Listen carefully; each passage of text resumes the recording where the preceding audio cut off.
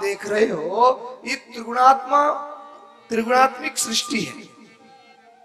पुरुष, परमात्मा और प्रकृति, इन तीनों के समन्वय से सृष्टि का निर्माण हुआ है। त्रिगुणात्मक सृष्टि इसको कहते हैं। रजोगुण, तमोगुण, सतोगुण, भूत, भविष्य, वर्तमान, जागृति, सुषुप्ति, स्वप्न, वात, पित्त, कफ, तंत्र, मंत्र, यंत्र, त्रिगुणात्मिक सृष्टि है। जितना इस सृष्टि में हमारा सहयोग है, जितना भगवान का सहयोग है, उतना ही सहयोग इस सृष्टि में प्रकृति का भी है। आज गोवर्धन पूजा इसलिए कराई कि भगवान हमको ये मैसेज दे रहे हैं कि भैया इस धरती पर जो आपको ये नदियां, ये पहाड़, ये वृक्ष आपको दिखाई पड़ रहे हैं, ये ऐसे ही नहीं है। ये इस धरती का संतुलन है।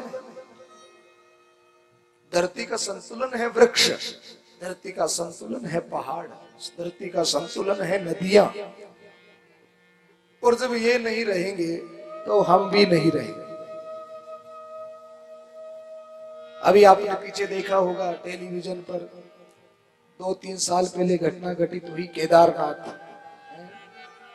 कैसा भूस्खलन वहां पर हुआ, पहाड़ टूट गए, हाहाकार मच गया, कितने लोग मारे गए।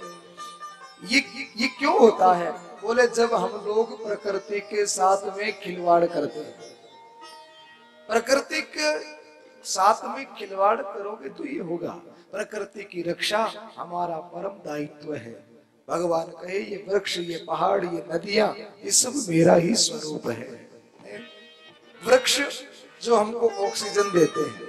आप लोगों को पता है कोई आदमी को श्वास लेने में दिक्कत हो, हॉस्पिटल में उसको वेंटिलेटर पर रखा जाता है, ऑक्सीजन पे रखा जाता है, और एक दिन ऑक्सीजन देने का खर्चा 5-10 हजार रुपए हॉस्पिटल वाले ले लेते हैं। एक दिन के ऑक्सीजन का खर्चा 5-10 हजार रुपए, एक दिन श्वास लेने का इतना खर्चा।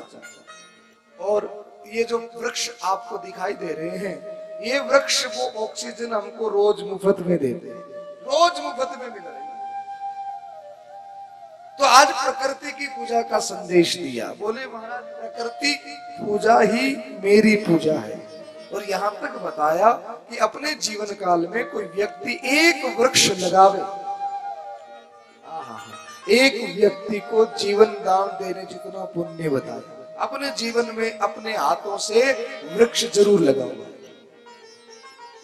अपनी याद के लिए एक तो वृक्ष लगाओ, तो आपके बेटे पोते याद करे कि भैया ये जो पेड़ दिख रहा है ना, ये पेड़ मेरे दादाजी का लगाया हुआ। एक वृक्ष हम सब जरूर लगाए, और कम से कम उतनी लकड़ी का तो इंतजाम करके जाओ। जब मरेंगे शमशान घाट में जलाया जाएगा तो लकड़ी चाहिए होगी कि नहीं चाहिए होगी? बोलो ना। तो वो लकड़ी तो उधार की न हो, वो लकड़ी तो कर्जे की न हो, कम से कम 1-2 पेड़ तो हम लगाकर ही जाए। तो धरती का संतुलन ये बहुत बड़ा पुण्य है। ये धरती का संतुलन है।